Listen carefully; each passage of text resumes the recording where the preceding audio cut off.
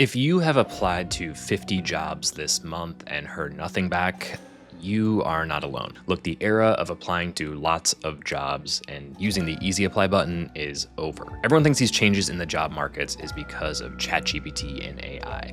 And here's a little secret, it's actually not because of that. Look, the job market is really tough.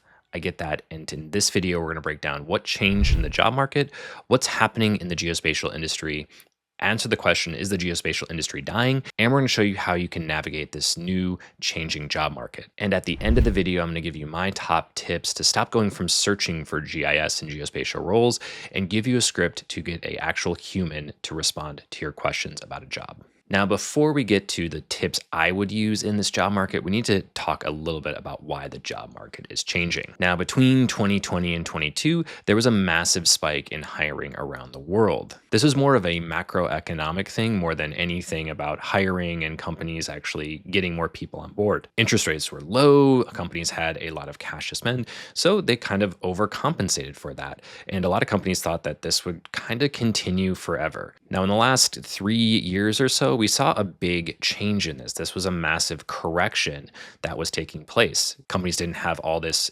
extra capital to spend, and they actually had to make some changes. This is where you see a lot of these headlines around layoffs and things like that. But the actual trends we can take a look at, and when you look at hiring, is that actually people are still hiring quite a bit. The jobs are just kind of moving between different places. So it's very easy to take a headline about layoffs at all these different companies and kind of correlate that to a very difficult job market.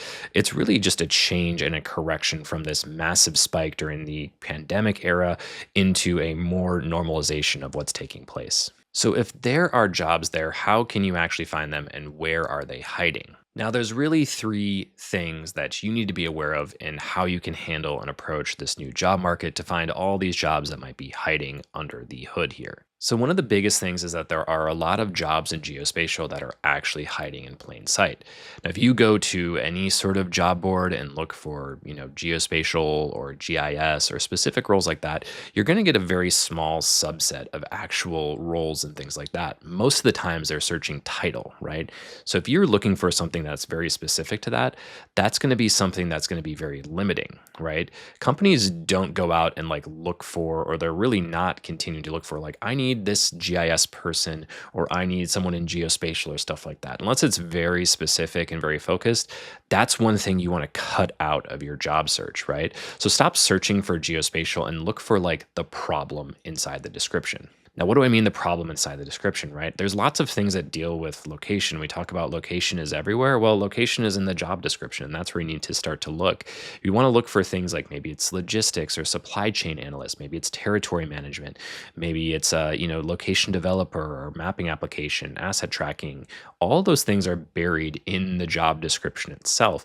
And a lot of these job sites, they don't do a great job of actually parsing out that information and putting it right into place.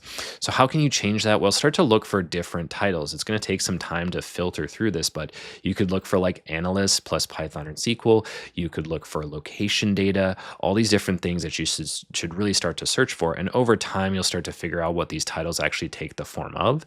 So you want to be a little less specific and hung up on the geospatial and GIS title side of things and actually focus a little bit deeper there. Now, once you actually find a role you want to apply to, you're going to start to hit one of the biggest walls, which is why applying to jobs actually fails. It's a really crazy system, and that's why it can feel so difficult. You hear stories all the time, or at least I do. I watch a lot of different YouTube videos and things like that where people I applied to 500 different jobs and I applied to all these different, companies and I never heard back. Maybe I got one interview or just a callback. This is where again, the job market overcorrected from before. There were just so many openings, so you could apply to so many different things and you were going to hear back because there was just an excess of, openings and positions. That's completely changed, right?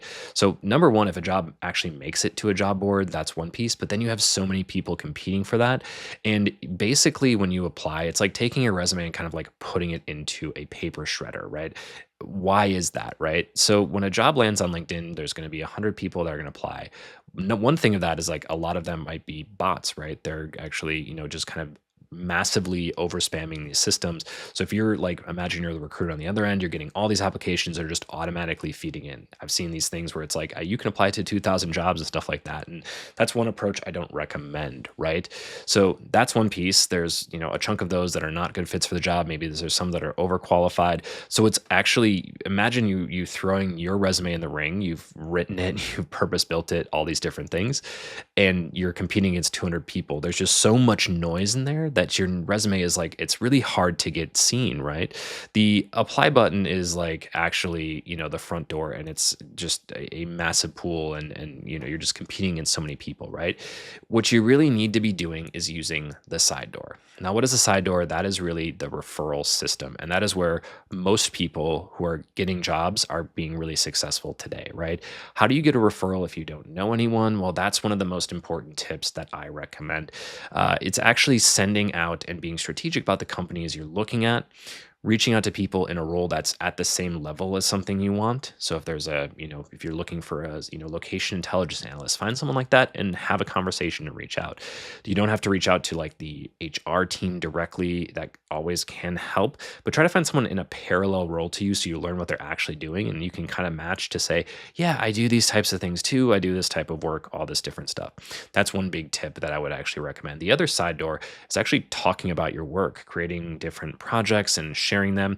And you can actually get noticed that way too. I've had people that have really started to share, publish these different, projects that they're doing with open data and really just talk about it publicly on things like LinkedIn. And there's actually people that will DM them and say, hey, this is really interesting. How did you do that? Some people have even heard directly from recruiters that actually reach out to them on those different projects. Now, I know it can be really awkward just send a DM asking someone, hey, I'd really like to get a job at your company. Don't do that. Approach it from a peer-to-peer perspective, right? Networking is a really awkward thing, but having those, practice repetitions, talking to people is really important. That's one of the big reasons I built the Spatial Lab. Now, Spatial Lab is not a course. It's actually a network of a couple thousand different geospatial professionals from all different levels, just early in the career, all the way up to directors and hiring managers. So it's people who are actually in the industry. And the one thing that we have in common is that we're learning together across lots of different places, both in terms of the skills, but also the ways to bring those out into the career field. If you're applying for a new job, if you're looking for those things, or if you're actually building a team and hiring, all these different strategies are stuff we talk about all the time.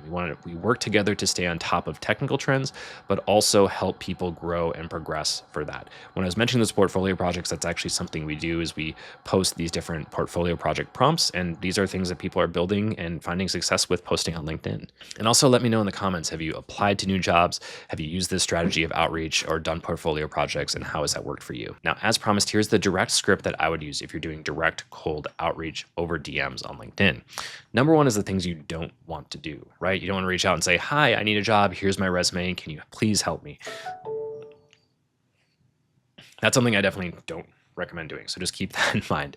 Number one is you want to have a level of curiosity, right? You actually want to reach out and learn from somebody. Say, hey, I saw you're doing this interesting work. You're in this position. I'm really interested to learn about how you're doing that in your day to day. Maybe about what the tools you're using. Maybe if there's something similar that you did. I did a project like this. I'd love to pick your brain about it, right? You really need to approach it from a perspective of curiosity to learn from them, right? I find the best way to do this is find someone at an equal level to you or the job that you want, or maybe someone like just directly above that, and maybe they've had a few more years experience or something like that, right? That's one thing that I actually recommend is making a list of companies that you want and then going finding people like that and just starting those conversations.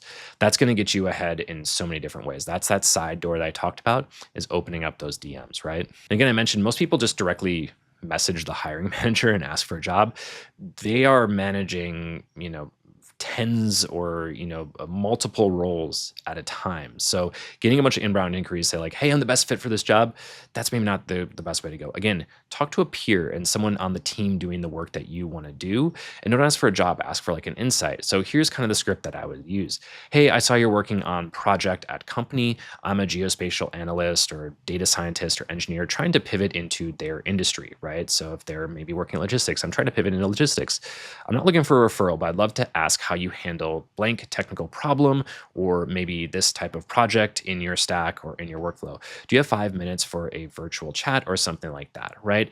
Here's why this works, right? It talks to them like you're approaching them as an expert. You want to learn and hear from them. It lowers friction. It isn't saying I'm asking for a job or something like that. And if you ask a smart question, it shows that you're competent. You're already setting yourself up for success to say, I know the work that you're doing. I know how to handle this. And I'm trying to learn how to handle that in that perspective. And once you meet those people, there's going to be a lot of ways that you can, kind of show that you have those same skills or you do those different things.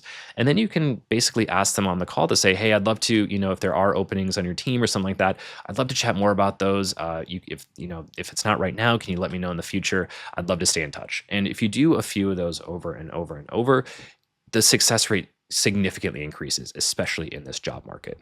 So, where should you look? Like, search strategically. Like I said, you should be looking across different companies that are maybe not your typical geospatial companies, but maybe things like logistics or, there's companies even in tech like DoorDash are obviously dealing with location all the time.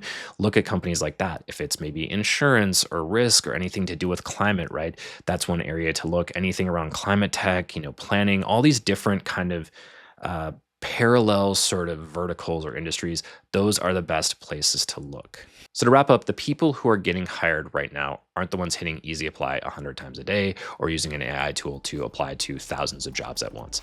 They're building portfolios, they're sending out curiosity messages to different people, and they're positioning themselves as problem solvers, not tool users, right? There is a big opportunity right now. You just have to go out and find it. So if you want to build a project that shows how you solve those problems, something that you can send in a DM, check out the Spatial Lab. They're actually doing monthly portfolio projects there. That's a great place to get started. And let me know in the comments if there's other things you're interested in learning about on this topic. And with that, I will see you in the next video.